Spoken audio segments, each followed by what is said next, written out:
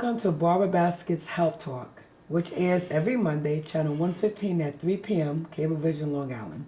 Today's special guest is Dr. Lennox Bryson. Say hi to my viewers. Tell them a little bit about yourself, please. Hello, viewers. I'm Dr. Lennox Bryson. I've been a doctor for 19 years. I'm an obstetrician gynecologist at Nassau University Medical Center. I completed my medical education at New York Medical College and my residency in obstetrics and gynecology at Nassau, what used to be County Medical Center, but today is now Nassau University Medical Center. Okay, well, today's first topic that we will be discussing will be fibroids. What causes someone to have fibroids? The cause of fibroids is interesting because we don't know the answer to that. Okay. And how will a person know if they have these abnormal growths in their uterus? What are some of the signs? Some of the signs of that you have fibroids are that you have an enlarged uterus, you might have a heavy prolonged period, you might have frequent urination or constipation. Okay, and are there different types of fibroids? Yes. So first of all, let me tell you exactly what fibroids are. The layman's term is fibroids. The medical term is leiomyomas. Where do they come from? They actually come from the muscle of the uterus. And each fibroid is a representation of one muscle cell that proliferated more than it should. And that's how you end up with that tumor. Okay. Can you please show my viewers what a healthy uterus looks like compared to a uterus that has fibroids? Yes, I can do that. In this image here, there's a cross section of a woman. So if you were looking at the woman, this is what you would see, how you would see her from the side. So this area right here is the uterus, and that in the front would be the vaginal opening. Here on the side you can see the fallopian tubes and the ovaries, and this is the female anatomy. So a normal sized uterus is about the size of a fist, a clenched fist. That's the normal size. But when you have fibroids, the uterus can enlarge to a point as if someone might perceive the woman to be pregnant. And it could be as big as a full-term pregnancy or a woman who's ready to give birth. That's how large they can enlarge to. What determines how many fibroids that a woman will have in her uterus? That's a very difficult question to answer because we don't know the exact cause of fibroids. But as I said earlier, each fibroid represents one muscle cell in the uterus that underwent the change to turn it into a fibroid. Okay, and what different types of fibroids are there? So what I can tell you is where they originate from. I can show you that. Okay, please show my viewers. They're very interested.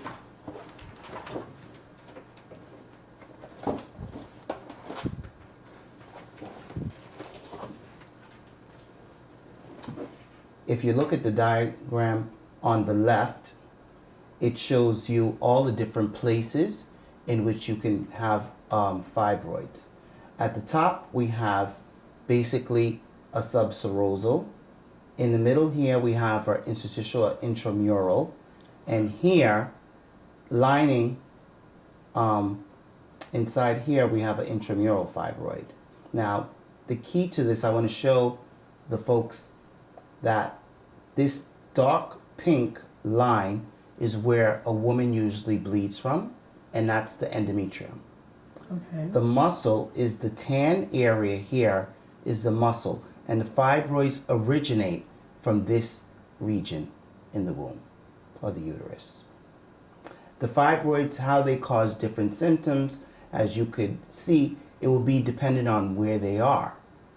If we go back to this model, the bladder is right above the uterus here, right, and the rectum is below. So if you think that if we had fibroids in the back of the uterus, that would put pressure in the rectum.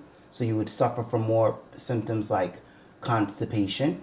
And if we had a fibroid on the top, in the front of the uterus, it would give you more problems with your bladder. So you could have more frequent urination, even leakage of urine. And it's those types of symptoms that usually cause a patient to come see a gynecologist. Okay, what are some complications of having these abnormal growths? Okay. Some of the complications, one of the biggest complications for these abnormal growths is anemia. If women are bleeding, I always love to give the example of how you can think of why you would bleed more with the fibroids. Barbara, allow me to demonstrate it with your assistance. Yes. I said the size of the uterus is a normal one is a clenched fist. Right. So I would like you to clench your fist together. Now, I want you to think of open and close your hand. And that's how easy it would be for a normal uterus without fibroids to do its job of getting the blood out during menstruation. But now let me do something. I'm going to pretend that my hand is a fibroid. And I'm going to put my hand inside of yours. And now open and close. Now, it's not as easy as it was. No, it's not. I'm pretty sure the viewers can appreciate that it wouldn't be as easy to do that. And Definitely basically, not. that's the big problem with fibroids. So what happens here? Normally, when you're having your menstruation, you're going to put out about 80 cc's of blood. The problem with fibroids is that it takes a much longer time. So we have a prolonged bleed. Okay. And of course, you're bleeding more because it's not going to end in the time that it's supposed to. So the big complication is anemia.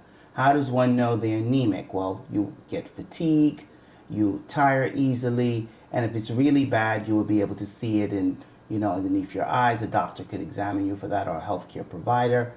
And also you could look at your fingernail beds. And when should a woman be checked for this condition? A woman should be checked for this condition when she has any of the symptoms that I mentioned earlier. Symptoms could be that you feel that your uterus, you can actually feel the womb enlarge.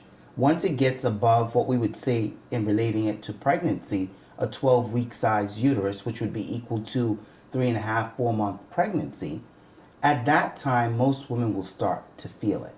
Because at that point, it comes above the pubic bones. And then it's basically easy for one to touch and to feel. And of course, the larger it grows, if it goes up to the size of the belly button, that would be equal to a 20-week uterus, a pregnant uterus, which would be like a 5-month pregnancy. And many of my patients often come to me saying to them that the reason why they came is because people are telling them that since they had the fibroids that they look pregnant, even though they're not. Okay, what are some of the remedies to rid yourself of this condition? What are some of the options that women have? Okay, some of the options that women have are medical management. So just because you have fibroids, I want the viewers to know that that does not mean that you need surgery. What it means is that you need an evaluation, and we usually start the evaluation with an ultrasound. The ultrasound allows us to be able to see how big they are, and if we want a more precise evaluation, we can do an MRI. And the MRI can localize exactly where they are, whereas the ultrasound gives you a good idea, but the MRI gives you the best idea. All right, and what women, race, cultures are more susceptible to having these abnormal growths? Although we don't have any, what we've seen is that black women are 3 times more likely to suffer from this condition. But an important thing that I want the viewers to know is that what they did is, in evaluating hysterectomy specimens, when the womb was removed for any condition, what they found is that 80% of all women, no matter what ethnic background, what race, had fibroids, 80%. Now the difference is whether or not they had symptoms from their fibroids. And what happens is that African American women or African descendants have the highest probability of those fibroids becoming symptomatic? Well, we would certainly like to thank you for sharing your knowledge. And while we're speaking on fibroids, I actually had fibroid tumors. And some of the things I went through was heavy bleeding, painful periods, bleeding excessively, and I was very weak. And also, I had what they call was a fibrous uterus, and I actually couldn't even get pregnant. So what would you... That's That's the type of uterus that I had. They said I had a fibrous uterus, so I so that's a certainly great could point. conceive. That's a great point because what I want the viewers to know is that just because you have fibroids, that doesn't necessarily make you have infertility. Okay. It's a rare cause of infertility, and we would do a full infertility workup. The biggest problem with fibroids is that they block where the egg and sperm or the embryo, how they block them from getting into the uterus. And that's more of a location problem.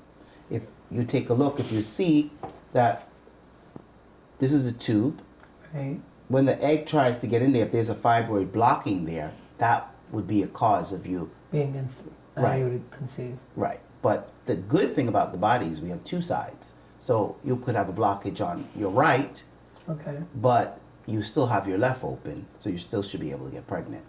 See, the thing with me was please tell my viewers how important it is and how frequently they should get GYN examinations. Women should get a yearly checkup. Every year you should come to the doctor for evaluation. That's really important so that you can get your pap smear and also that you can have a pelvic exam and a general screening. So it's very important that you come for a checkup. And I just wanted to comment on something you said earlier, Barbara, in what are the treatments available. I first started speaking about medical treatment. You always start off in medicine with a medical treatment. And the medical treatment would be, of course, to control pain and to control bleeding. We use non-steroidal agents like Motrin, what most people would know, Motrin, to help decrease the bleeding and decrease the pain. We use oral contraceptive pills not as birth control, but as medical management because it decreases the amount of bleeding that the woman actually would have. So it seems like some of these issues can be resolved through medical management. But what about those women that, like, for example, sharing my personal story, I had 6 fibroids removed, and when they did the surgery, one fibroid was so big it actually closed my left tube. And I actually had a tube removed. Right. First I had myomectomy done. And right after the surgery I went back and they said I had a fibroid almost reaching my belly button. And if you don't mind me asking, Barbara, how old were you when you had that procedure done? Phew. I was in about 98. I was in my mid-20s. Right, so that's a great point. Usually African American women become symptomatic at an earlier age. And the treatment that a lot of them have to undergo is a treatment called myomectomy, in which we remove the fibroids, not the uterus, because in that young age group, most women want to still maintain and have their uterus for childbearing. So the treatment will be a myomectomy. To go further, if the woman is not of childbearing age, we would do a full hysterectomy. And that would involve removing the uterus, which has the fibroids. And that's a treatment. But there are other medical treatments. There's 2 newer treatments. And what are they? One is uterine artery embolization. And what is that? Basically, we cut off the blood supply to the uterus. Really? And basically, the uterus shrinks down. And that gives a lot of women relief. Even newer modality is basically using ultrasound waves to actually destroy the fibroids. That is still under investigation for long-term studies. In the short term that they've seen, they have been able to shrink the fibroids. But I still think, viewers, we have to wait for some more information to be collected before we could really discuss that new technique at length. Okay, here's another question for you. For example, as I have stated previously, I had my myectomy. They removed 6 fibroids. And not too long after the surgery, when I went back for a checkup, I had another fibroid. What makes these things consistently come back? Well, what you're talking about would be for us to understand what causes fibroids. And there's still no medical. As we don't know the cause of them, we know where they originate from, but we don't know what makes them occur. That would be difficult to answer. But what I could tell you and the viewers is that 33% of the women who had a surgery will need another surgery after that. Okay. What are some of the pros and cons of having surgeries for these fibroids? I always advise women that they should try to do medical management before they think about surgery. If you are able to conceive with your fibroids, that's the best thing to do, to leave the uterus intact with the fibroids unless they cause you symptoms and problems that make it difficult for you to carry out your daily activities of living.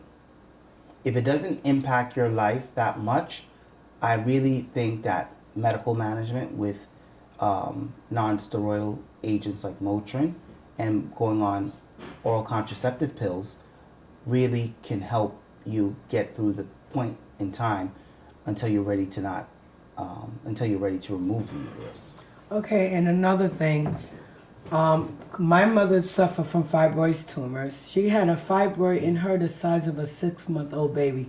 Is this something that is hereditary? Yes, Barbara, it is hereditary, but we don't know exactly how. What you can definitely find is that if they had identical twins, they'd be both more likely to have it if one has it.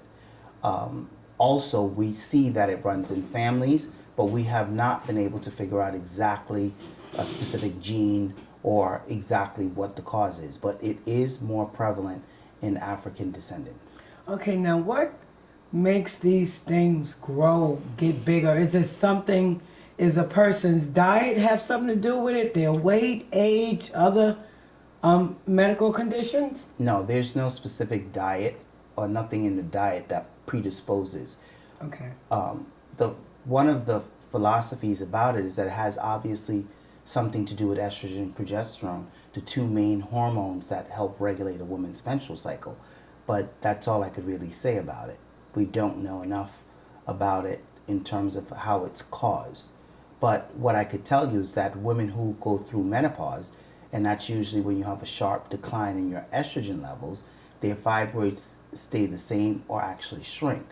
So it does show that there is some relationship to estrogen and probably progesterone, but exactly that relationship is still unknown. Okay, and another thing, because before I even had my surgery, they had to give me 2 units of blood.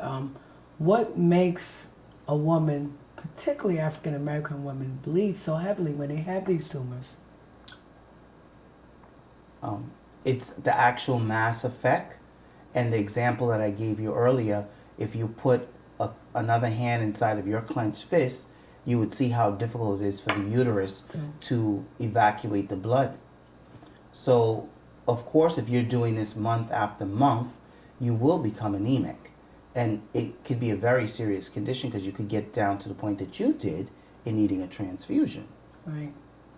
So it's very difficult to say, but I could tell you and the viewers that it's more of a mass effect. The larger they are, the heavier your bleeding is, and the more likely you are to require a blood transfusion. And there's one other key component to women who bleed.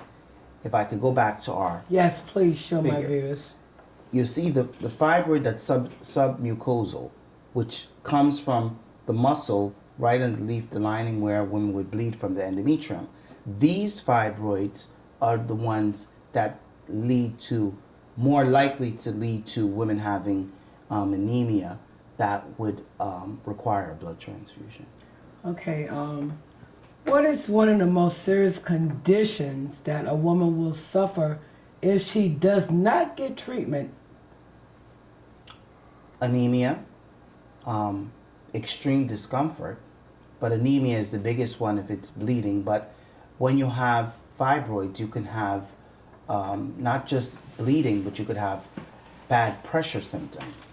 As I said earlier, based on where the fibroids are, they could put more pressure on your rectum, they could put more pressure on your bladder, you could bleed very heavily if there's submucosal. So the ones that are basically on the surface, like this, Okay. they would put different pressures based off of what location in your body, on your womb, they are.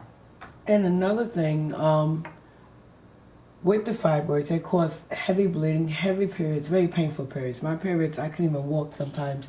What about the breakthrough bleeding, like after your period's over? Because that's how I knew something was wrong. I was in a shower, and all of a sudden, blood just came out. I'm like, what is going on? No, it's not time for my period to come on. Yes. Please explain that to my That viewers. can be a symptom as well. The most common bleeding is a heavy, prolonged period. So instead of your period being 5 to 7 days, it could be 10 to 14 days, even 21 days. Even some women don't stop bleeding at all. They're still bleeding little by little by little. So it would be, it's not uncommon for women to have another period while they're suffering with fibroids. Okay, so But I want to point out a key thing for the viewers, that all bleeding that a woman could have does not necessarily have to come from fibroids. You could have a problem with the lining, which that lining is the cause of endometrial cancer. As I pointed out earlier, that this pink line is where a woman would bleed from, and you could have an abnormality in that lining itself that could make you bleed in between periods. Okay. So one cannot assume, and I would have to tell the viewers that all bleeding, if you know that you have a fibroid uterus, is not necessarily because of the fibroids. As a gynecologist, I always have to evaluate every woman's lining of her womb as well to make sure that I'm not missing an abnormal uterine lining, which we call endometrial hyperplasia, or at the worst case, endometrial cancer. and why do we term these abnormal growths in the uterus fibroids? That's just the name that they were given. There's Okay. no specific. Right. Leiomyoma has to do with muscle. Okay. So it's something actually that's stemming from the muscle. Yes. As I pointed out, you can see that the tan area is the muscle part of the uterus. Each fibroid comes from one muscle cell Okay. that proliferated. Oh. And 99%, the good thing is, 99% of fibroids are benign, not cancerous. Less Okay. than 1% are cancerous. Okay. And what are some of the other complications that these abnormal growths can occur? Well, I think we touched on most of them. Okay. There could be pressure symptoms. You could have problems with bleeding. You could have basically a lot of pain. We haven't really talked about pain, but they can be very painful based off of what area that they're putting pressure on. Okay, and what made you want to be a GYN doctor out of all the other body things that you could have been a lung doctor, heart doctor? What made you want to do GYN? I love women's health. Women are some of the best patients Really?